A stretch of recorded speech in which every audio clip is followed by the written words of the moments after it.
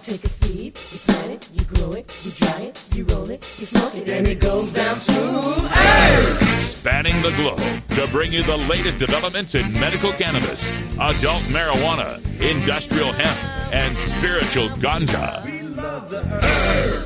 It's time for the Marijuana Agenda with Russ Belville. Now, here's your host, Russ Belville. Good day, tokers and tokettes and non-toking lovers of liberty. It is Friday, January 5th, 2018, and we've got to be 420 somewhere in the world. It's got to be 420 somewhere in the world. We're finally at the first weekend of 2018. I was so excited for it, I jumped ahead of myself. But happy Friday to everyone. Happy weekend. I hope you have yourselves a great one. We got a great show coming up for you today because, of course, the news, the bombshell of the rescinding of the Cole Memo by Attorney General Sessions, Department of Justice, is still reverberating throughout the cannabis community. Our good friend Tom Angel out at Marijuana Moment has collected a ton of reactions from U.S. attorneys, from governors, from state cannabis officials, from the stock markets, and from the prohibitionists. We'll give you a rundown of that coming up in the cannabis headline news. We've also got some news on that medical marijuana vote expected in Oklahoma to tell you about, so stay tuned for that. Also coming up on the program today, we will have a drug war data mining segment because today we got a release from the Pew Center, another marijuana legalization public opinion poll. More great news for us, more bad news for Kevin Sabet and the prohibitionist prudes out there. And on our show today, we're going to go back to our Sensible Future segment where we take a look at the young people from Students for Sensible Drug Policy who are working so hard to bring about positive reforms on their college campuses and throughout their communities. Today, we're speaking to a young lady named Amy Hildebrand from DePaul University up there in frigid, snowy Chicago, Illinois. We'll talk to her about her experience in SSDP and what the chances are for marijuana reforms and other drug law reforms in the great state of Illinois. And then we'll wind things up on today's show with a radical rant because I've been going rounds this last couple of days with my local prohibitionist, PDX Randy Lee. I haven't decided which Batman villain he's going to be. The Riddler is already Patrick Kennedy. The Joker is already Kevin Sabet. Maybe the Penguin? I don't know. Well, we'll figure that out eventually. But PDX Randy Lee and I have been going round and round about this Cole Memo rescission. And I've got to give him some credit. I got to give him some props. He's an honest prohibitionist. He's a dyed-in-the-wool prude who wants to control your life and makes no bones about it. So we'll review that coming up at the end of the show. But first, let's get to the cannabis headline news. This is your Cannabis Headline News. Brought to you by MarijuanaMoment.net, the complete source for all your marijuana news in one morning newsletter from Marijuana Majority Founder Tom Angel. Subscribe today for free at MarijuanaMoment.net. This is your Cannabis Headline News for Friday, January 5th, 2018. I'm Russ Belville. Today, the fifth straight poll released since April 20th, 2016 has shown more than 3 in 5 Americans support marijuana legalization.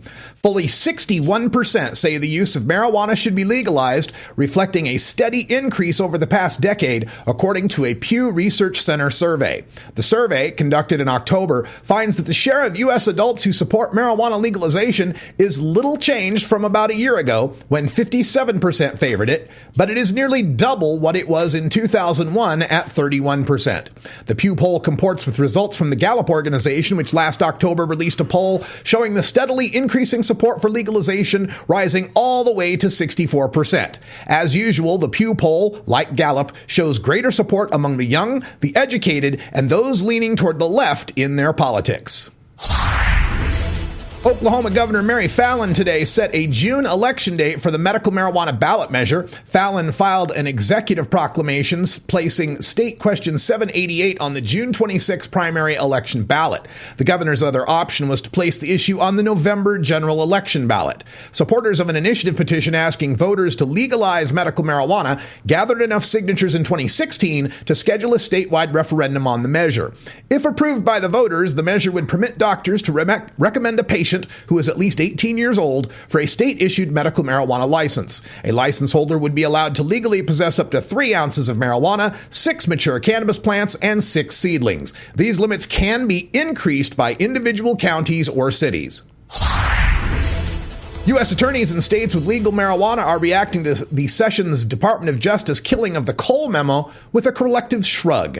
According to Marijuana Moments Review, Colorado's U.S. attorney suggested the disappearance of the Cole Memo wouldn't change his marijuana enforcement strategy. That same goes for the Western District of Washington's U.S. attorney. Oregon's U.S. attorney suggested he would continue to use Cole Memo priorities in determining enforcement actions. Alaska's U.S. attorney said he will, quote, continue to use the long-established principles of federal prosecution to determine what cases to charge, end quote. The U.S. Attorney for the District of Columbia said the office will, quote, utilize long-established principles of prosecutorial discretion in pursuing cases, end quote. The Massachusetts U.S. Attorney said his office would, quote, prosecute bulk cultivation and trafficking cases and those who use the federal banking system illegally, end quote. And the U.S. Attorney in the Eastern District of California said the office will, quote, evaluate violations of those laws in accordance with our district's federal law enforcement priorities and resources, end quote. While U.S. attorneys at the federal level are signaling that rescinding the Cole Memo won't change their prosecutorial priorities, governors and other officials are saying it's business as usual for marijuana, with but one exception. Washington State Governor Jay Inslee said the state won't amend its marijuana laws in response to federal enforcement policy changes. Oregon Governor Kate Brown said the state will move ahead with legal marijuana sales, as did California's top marijuana regulator. Massachusetts regulators are also moving ahead with marijuana legalization implementation. But up north, the chair of Alaska's Marijuana Control Board, who is a police chief, resigned in response to the federal move.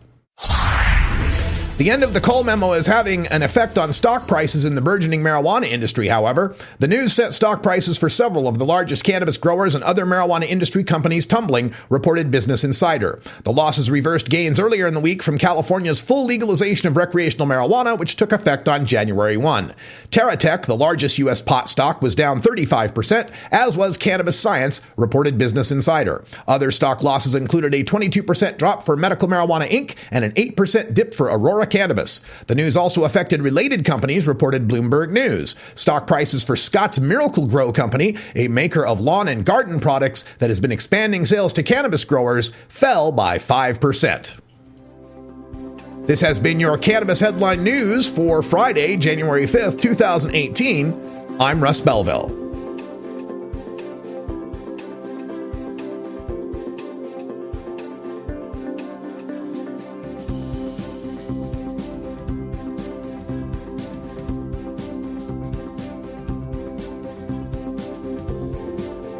You're listening to the Marijuana Agenda with Russ Belville.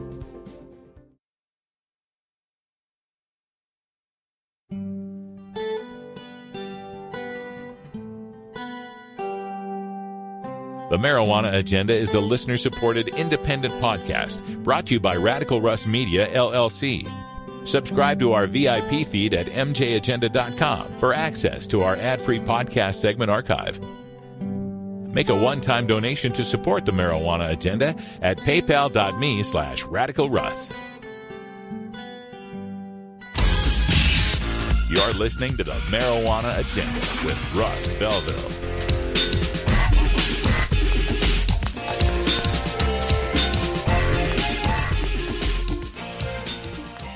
Looking for the 420 friendliest way to visit beautiful legal Potland, Oregon? I'm Lori Duckworth, inviting you to come stay with us at Delta 9 House and Studios. You get your own private room with queen bed and access to our high-speed Wi-Fi, premium entertainment system, and more. We'll even cook you breakfast. Look us up on Facebook at Delta 9 House. That's facebook.com/Delta9House.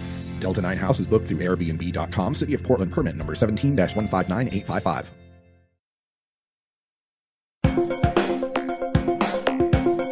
Promoting the end of adult cannabis prohibition is easy because we have facts, science, reason, compassion, evidence, truth, and logic on our side.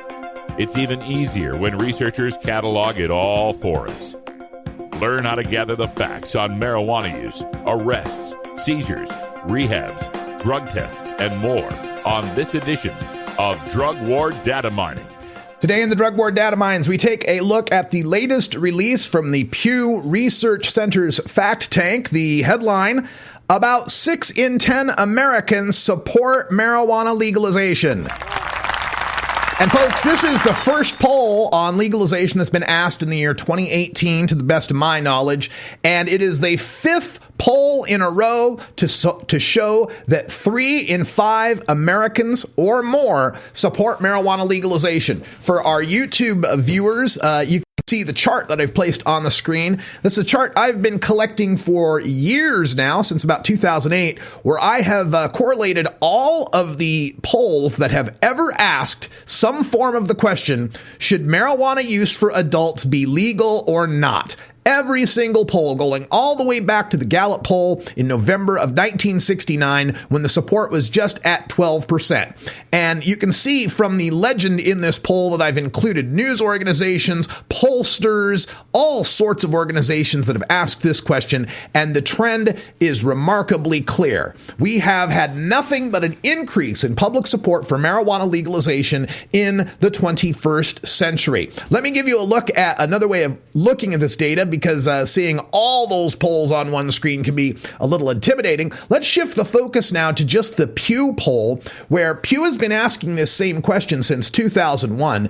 And as you can see, there was a slight increase in support for prohibition in the first half of the 2000s. But since then, since we've actually been implementing sensible marijuana legalization policies for adults, we have seen that number do nothing but rise and rise, to the point now where we are at 61% support among the American people for the legalization of legalization of marijuana in America. Pardon me there. And looking at the polls since the legalization here in the state of Oregon also gives us quite an interesting look. Now, this is a combination of all the polls that have asked since the election in 2014, when Oregon and Alaska became the 3rd and 4th states to legalize marijuana use for all adults. What you will find is not a single poll, none of the polls that have been conducted since the election of 2014 have shown any less than 50% support for marijuana legalization nationwide. So this is not an outlier. This is not a blip. This is not just some phase the country is going through. This is a long-term realization that the legalization of marijuana is the intelligent policy response to the use of marijuana by adults. We are not going to convince them to stop. There's always going to be some number of adults who want to use it. It should be treated and regulated in a manner similar to alcohol. We'll talk a little bit more about that in future rants, but as you look deeper into these numbers, you can find that the demographics are on our side. When they ask the millennials what their support for marijuana legalization is, it ranges up to 70%. Now, millennials will be people born between 1981 and 1997. 70% support among millennials. Among Gen X, that would be people born from 65 to 1980. My generation, Gen X, 66% support. Looking among the baby boomer generation, the first generation that had a popular love of marijuana, the baby boomer generation born from 1946 to 64, 56% support for marijuana legalization. The only group of people you can find in the country, demographically speaking, when it comes to age groups that do not support the legalization of marijuana is the silent generation, the senior citizens born from 1925 to 1945. And even among them, their support has risen from 15% in 1969 to 35% today. Over 1/3 of America's retired people support the legalization of marijuana. Now, of course, the younger people are going to keep getting older and keep getting into voting booths and keep approving marijuana legalization. And the people who oppose us will increasingly no longer be able to vote, if you get my drift. We also look at this in the Pew Center report broken down by other demographics. If we look at it by racial and ethnic demographics, white people are in support of marijuana legalization at 62%, black people in support of marijuana legalization at 71%. Now, I think this is noteworthy because for years, as we've looked through these polls for support for marijuana legalization in minority communities, we would oftentimes find less support support for legalization or even majority support for the maintenance of prohibition. I believe that owed to minority communities conflating the violence and crime associated with the prohibition of marijuana with the marijuana itself. Now that marijuana is being legalized and they're seeing it sold in stores, they're seeing that it doesn't cause the world to come to an end. People of color are beginning to recognize it was prohibition that was the problem. Just like it was the problem in the 20s with Al Capone shooting up the streets of Chicago, it's the prohibition that was causing the crime in the neighborhoods. It was the prohibition that was causing the blight and the over-policing and the stop and frisk. Now, we've still got a long way to go. We still have a situation where only 1% of the dispensaries out there and the grows out there are being owned and operated by people of color. But I can damn near bet that just about anyone growing up in the hood would rather have a pot shop owned on the corner by a white guy than a gang shooting it up on the corner, killing people in the crossfire. Now, unfortunately, this does not seem to be trickling down to the Latino community, where we find only a 52% support for legality amongst the Hispanic community. Now, some of that we might be able to attribute to religious leanings, a very strong Catholic background among some Latinos. We'll get to those religious numbers in just a moment. Let's also take a look at the gender background on support for legalization. Men in the Pew Center poll show 64% support for legalization, where women show 57% support, a 7-point gap, which has remained fairly constant as we look through the history of polling.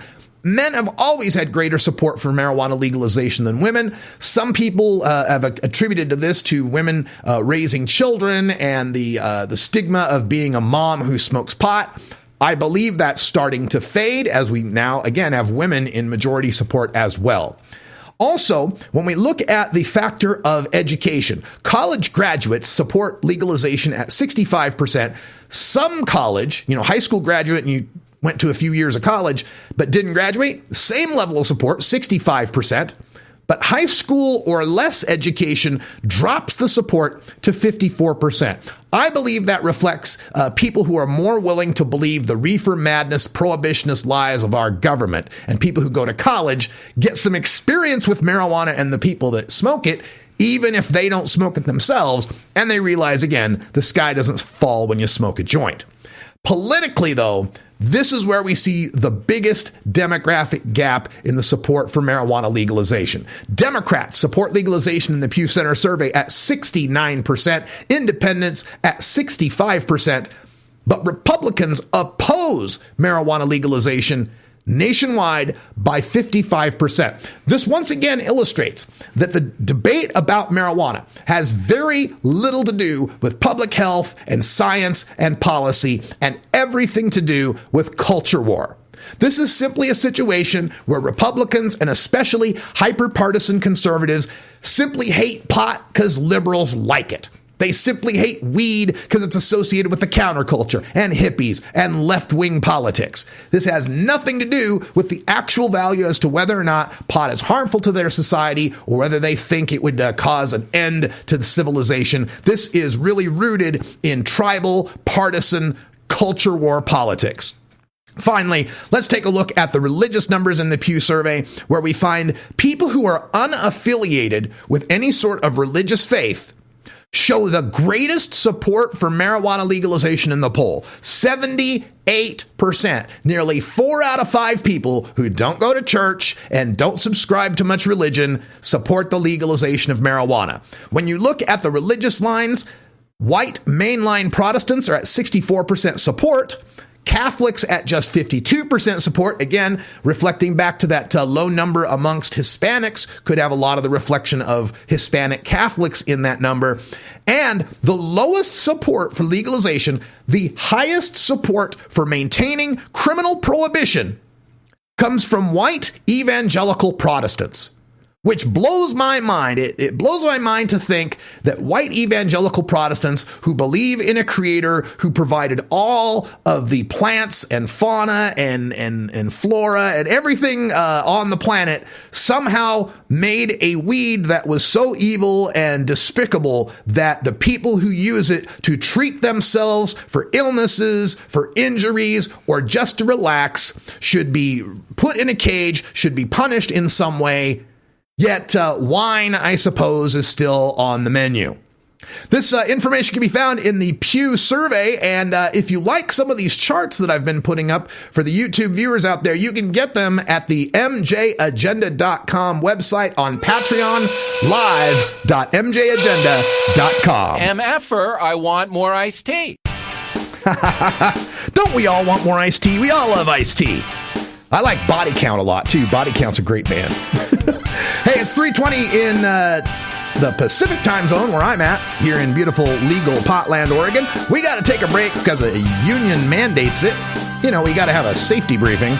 And when we come back, SSDP's Amy Hildebrand from DePaul University from frigid Chicago.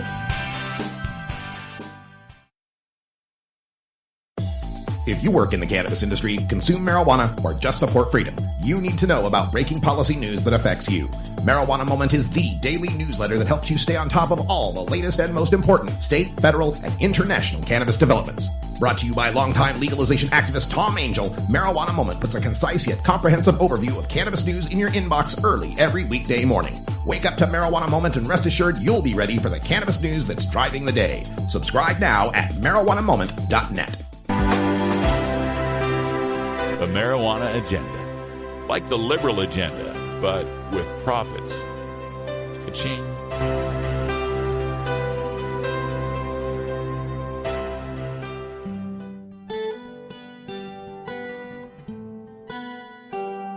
The Marijuana Agenda free podcast is available on iTunes, iHeartRadio, Stitcher, TuneIn, Google Play, SoundCloud, and on our Facebook page at MJ Agenda. Free video archives are available at the Radical Russ channel on YouTube. Help keep this media free by making a donation at paypal.me/radicalruss.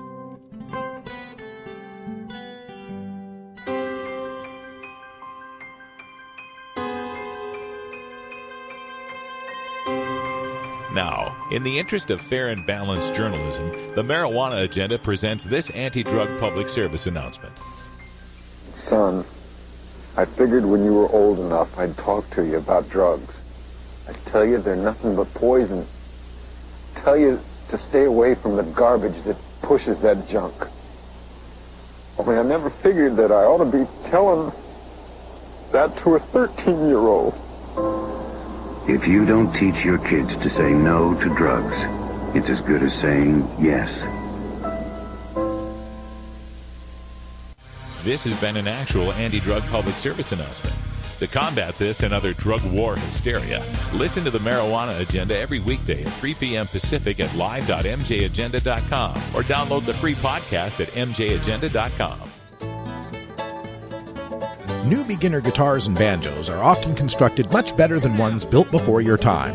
Why struggle? Get a new instrument or fix the old one. The trusted professionals at the Fingerboard Extension will evaluate your instrument for free. Repairs are priced for people who work for a living. Stop by the Fingerboard Extension downtown Corvallis at 120 Northwest 2nd Street today or check out its inventory on the web at fingerboardextension.com. The Marijuana Agenda with Russ Belville. And yes, we will overcome addiction in America. We are going to overcome addiction in America. Whatever you're smoking, it's not marijuana. Hey everybody, it's Russ Belville from the Marijuana Agenda, inviting you to be like me and get your ink done at Lucky Horseshoe Tattoo, Fort Worth's most female-friendly, clean, sterile, awesome tattoo shop. Thomas and his crew are true artists who can design you a custom piece or use a design you bring in. Lucky Horseshoe also offers all styles of tattooing as well as piercings and all-around fun. In the DFW area, stop by Lucky Horseshoe Tattoo and tell them Radical Russ sent you. Trust me, it'll feel awesome.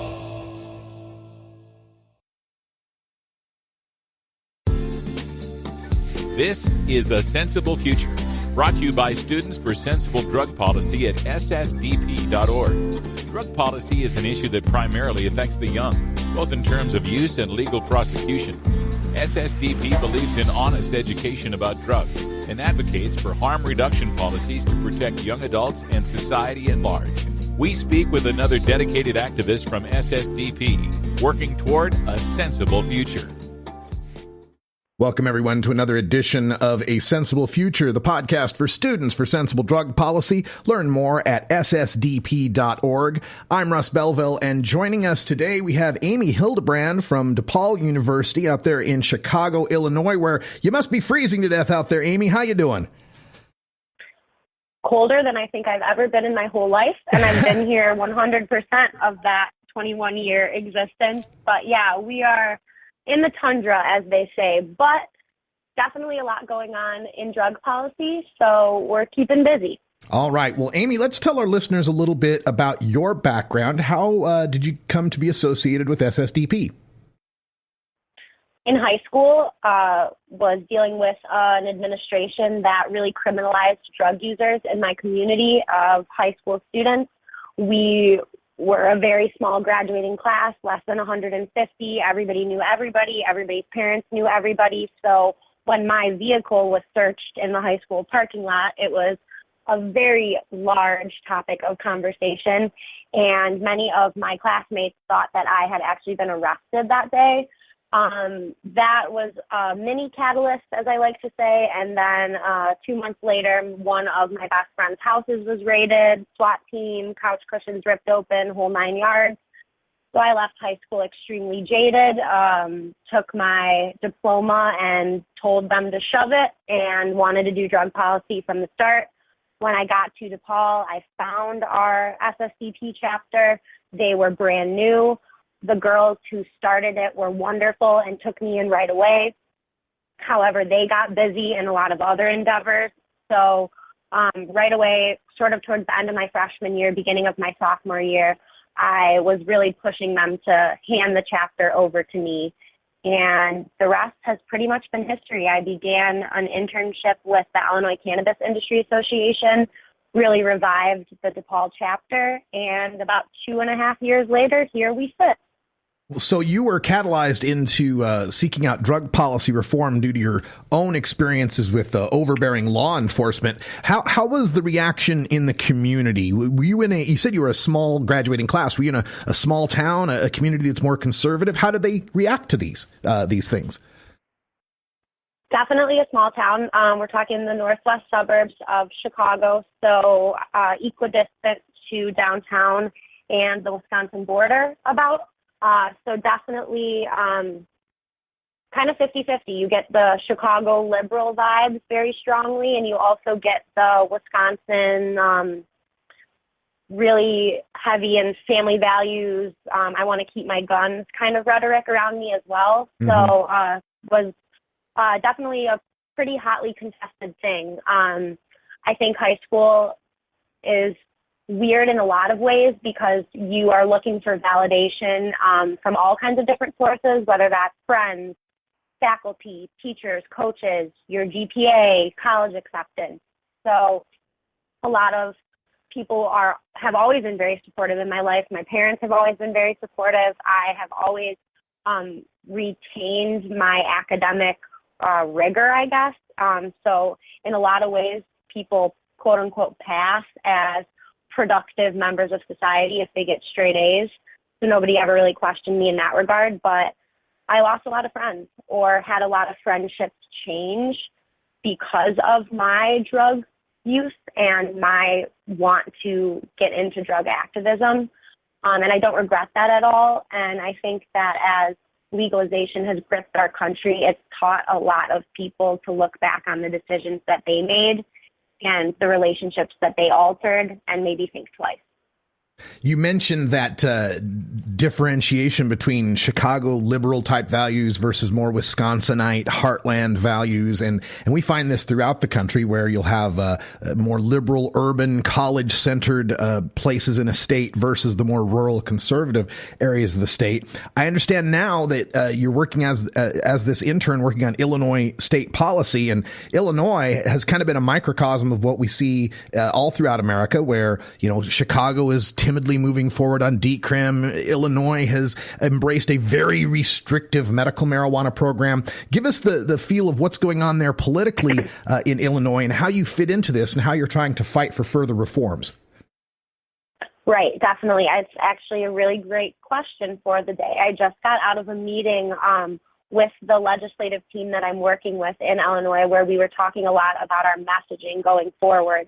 And a lot of what was discussed in today's meeting was that difference of messaging between an urban constituency that in a lot of ways is already very much on board for legalization, and they want to see us pushing more for the race questioning and the reparations for drug war crimes in communities of color and things of that nature. Whereas as we say in Illinois, the quote unquote downstate opinion is that, legalization is inevitable. We're seeing it sweep the country. Illinois is probably not going to be the last at the table in that discussion, certainly not.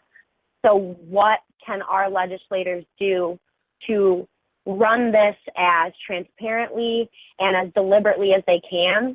And obviously those two sides are very different. One is almost a need for a radical questioning of how race relations played into drug policing. And that I would say is like the Chicago-centric model. And that's certainly what I would like to see us do. And then there is the quote-unquote downstate model in Illinois, which has to tiptoe a little bit more, unfortunately. And I think that that's based on the way we do politics right now. And I think that a lot of young people want to see that change. And I think with the information age, we have been forced to see that change because everybody has access to the same information, no matter if they're in downtown Chicago or sitting in a cornfield. The way you describe that seems to parallel what we see in national politics, at least of what's going on in the Democratic Party, where there's a progressive wing that wants to more aggressively tackle racial issues and the disparities therein, thinking like Black Lives Matter and so forth. Whereas there's another more establishment wing that is focusing on we need to win elections, we need to win votes before we can go and do anything. Do you feel like you're walking that tightrope now with drug policy in Illinois? In my personal and professional capacity, definitely. In a larger, more philosophical and thought-based stance on that, I think that we're moving mountains. I think that even just having you ask me that question means that a lot more people are wanting to think more radically. Very well put. So tell us what's going on then in Illinois. I know you've got a lot of things, a lot of irons in the fire. What's happening with legalization for the state? When can we start looking at maybe being able to vote for Illinois to join California, Oregon, and these other legal states? Our bill was introduced by the sponsors in the House, State House and State Senate last April.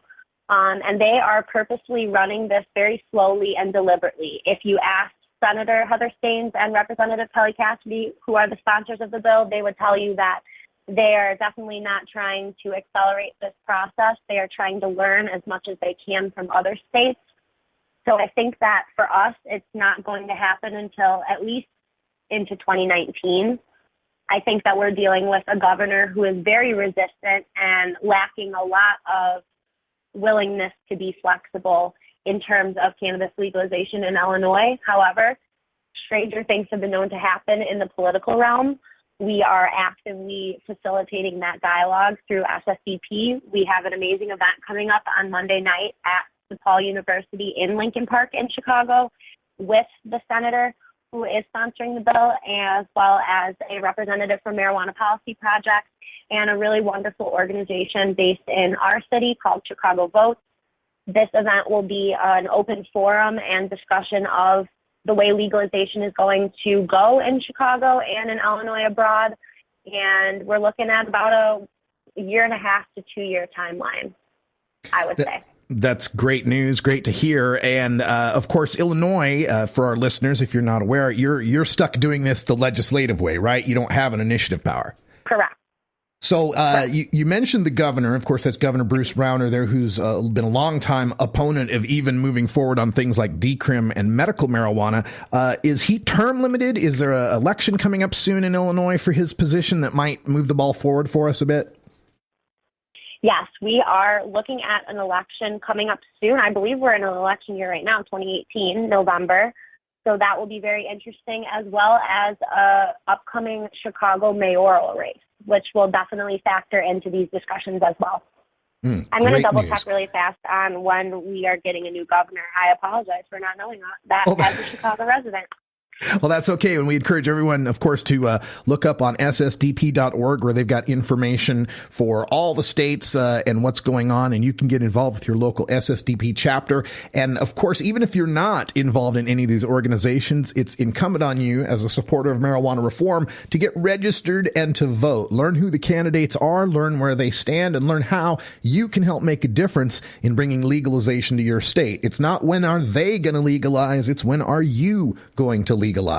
And Amy Hildebrand, did you have anything else you wanted to tell our listeners about, or did you find that information on the governor's race? Yes, we are in an election year. Primary elections will take place in March of 2018. All right, good news. Amy Hildebrand from DePaul University, Students for Sensible Drug Policy. Do you have any contact information or anything else you'd like to leave us with? Of course. First, I want to say thank you so much for having me. This was so much fun. And if anybody would like to reach me, you can find me on Facebook, Amy Hildebrand. Hildebrand is a crazy German last name, but it's spelled Hildebrand. And if you'd like to reach me by email, I am Amy, AMY, @ssdp.org. All right, Amy, thanks so much for joining us, and stay warm there in chilly Chicago. Thank you so much. Have a good afternoon. This episode was produced as part of the Marijuana Agenda with Russ Belville, the daily news and interview podcast covering the world of medical cannabis, adult marijuana, industrial hemp, and spiritual ganja. MJAgenda.com.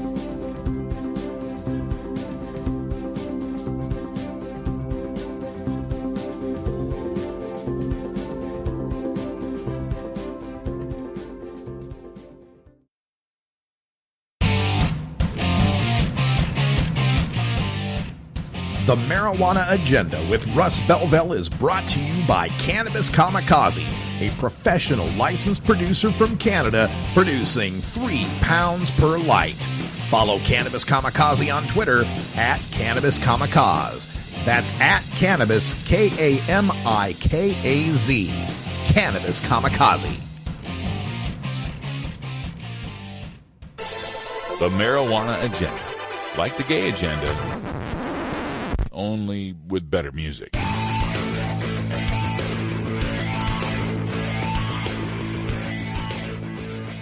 Despite what you may have heard, CBD is not, quote, legal in all 50 states. The DEA is quite clear that cannabidiol is a Schedule I controlled substance, banned in all 50 states. Think about it. Why would 17 states pass laws legalizing CBD, and why would there be 3 bills in Congress to legalize CBD federally if CBD were already legal in all 50 states?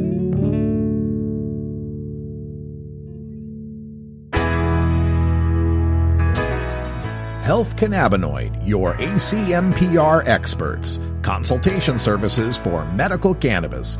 Visit healthcannabinoid.com or call 1-800-906-1383. That's www.healthcannabinoid.com or call 1-800-906-1383. Health Cannabinoid. Total war against public enemy number one. 10 federal criminal penalties for 1 ounce of marijuana. Marijuana is probably the most dangerous drug. Just say no. Legalization is just another word for surrender. I experimented with marijuana and didn't inhale. This is not medicine. This is the Cheech and Chong show. Encourage people to use less drugs. I inhale. That was the point. I think it would be a mistake to legalize. Negative reports coming out of Colorado. People don't smoke marijuana. Radical rant. Today I want to offer my sincere and effusive praise for my favorite prohibitionist. And you'd think maybe I'm saying Kevin Sabet, but no, not Kevin Sabet, not Patrick Kennedy. My favorite prohibitionist out there is a guy by the name of Randy Philbrick. He's a local here in Portland, Oregon. On Twitter, he goes by PDX Randy Lee. And I encourage you all to follow him on Twitter, because last I looked, he had like 17 followers or something like that. So he could use the help. But at PDX Randy Lee, I love this guy because when you get your prohibitionists like your Kevin Sabets, you know, your Ben Courts, right? They've been groomed, right? They've got some PR training. They understand that they can't say what they really mean and they can't say what they really feel because it's incredibly unpopular. And people would see it for the fascism that it is, for the totalitarianism, for the control freak prudery that it is. So Kevin Sabet, he wants to play the Goldilocks game with you, right? Like, legalization is too soft and prohibition is too hard. And we'll give you something just right. The latest talking point from Project Sam builds on this. They're touting a poll that shows, I think it was New York State, had come out with a poll with, 60%, 50%, whatever it was, majority support for legalization. And so they commissioned another poll that found that, if you ask people just the two questions, should marijuana be legalized, yes or no? Well, then, yeah, most people said yes, it should be legalized. Because obviously, criminalizing it doesn't work. Obviously, we started criminalizing marijuana, putting people in prison for it, starting with Samuel Caldwell, a farmer who was charged for having some cannabis back in 1937. Been doing this for over 80 years. Threatening people with jail if they grow pot plants, threatening them with fines and slaps on the wrists or even short jail times and criminal records if they get caught possessing it. We've done it for 8 decades, and everyone knows it doesn't work. Everybody knows somebody that smokes pot. Everybody walks somewhere, and at some point in their life, they can smell pot somewhere. They turn on the television. There's references to pot. They listen to their music. They're smoking endo and sipping on gin and juice. They look around. They see their places are legalizing. People are smoking it in the movies and the TV shows. Yada, yada, yada. They know it doesn't work. So when you give them the binary choice, should we legalize? Most people say yes. So the Kevin Sabet thing now, the Goldilocks game they're playing, is to say when you offer another choice, aside from legalization, the removal of criminal penalties or decriminalization, why that support for legalization drops 30%. Now, it's a little game they're playing here. It's a game of making up a false dichotomy. They're trying to say that us, the people who support freedom and liberty, that we are offering a false dichotomy, that it's an either or. It's either prohibition, we lock people up and put them in jail, or it's legalization, we have billboards and pot shops. And they're going to come in and say, we've got the Goldilocks answer. We've got the kinder, gentler drug war. We won't put people in prison and jail and do the hard stuff. But we also won't let there be pot shops and billboards and commercialization. Now, they're purposefully vague about what this Goldilocks solution is. Because what they're trying to offer is, we've got the answer that doesn't have the bad thing you hate about prohibition and doesn't have the scary thing you worry about with legalization. That's the game they're trying to play there, but they're purposefully vague about what that decriminalization actually is. Well, this is where PDX Randy Lee comes in. Because if you took them at their word, if you took these Project Sam people at their word, and it depends on which state you're trying to take their word in, because their speech is literally changed depending on the state they're in. But generally speaking, they want to try to play this game where, look, we don't care about you, Russ, the adult who wants to smoke a joint in their basement and listen to some Pink Floyd, so long as you're not driving and so long as you're not running a school bus and so long as you're not an airplane pilot, we're fine if you want to smoke some pot in your basement and listen to Pink Floyd. We do nothing to you. We support decrim. But when you scratch the surface and you get a little deeper into what this decrim is, what they're talking about, first of all, decrim in the United States has generally meant possession of less than an ounce was a civil penalty for which you can be fined, ticket, $100, $200, $300, right? And have other sanctions like loss of your driver's license. That's the decrim that had existed. So when they offer this Goldilocks porridge of kinder, gentler drug war that's going to be decrim, right? All you got to do is scratch the surface a little, just dig down a little bit into it. So I did with PDX Randy Lee today. I was like, all right, so this decrim you talk about. I'm sitting at home in my basement, smoking my joint, listening to Pink Floyd, and there's a knock on the door. And so I go to the door, and there is a policeman standing there. And I'm sitting there with the joint in my hand. What happens? Now, under decrim that had existed in the United States up until the present day, what happens is at least the cop takes that joint away from me. And at least that cop now has probable cause to come into my house because I have contraband in my hand, the indication and burning of which could be indicative of the cultivation of a plant or the possession of a greater amount. So now, just for answering my door, I've got the possibility the cops can come to my house and look around and root through my shit. And they can find, and of course, PDX Randy Lee will say, oh, they don't find anybody. They didn't really find anybody. Yeah, maybe if you have the complexion of protection like me, but not always, because they were finding up to 12,000 people a year in Oregon when we had decrim. So their decrim, really comes down to what is the true dichotomy in this. The dichotomy isn't legalization or prohibition. The dichotomy is, do we punish adults for what they do to their own body or not? Do we punish or not? Does the government have the right to coerce people to behave in a certain manner or not? Marijuana, as Keith Stropp told me many, many years ago, is just the messenger in this game. The real story is about freedom and liberty and escape from tyranny.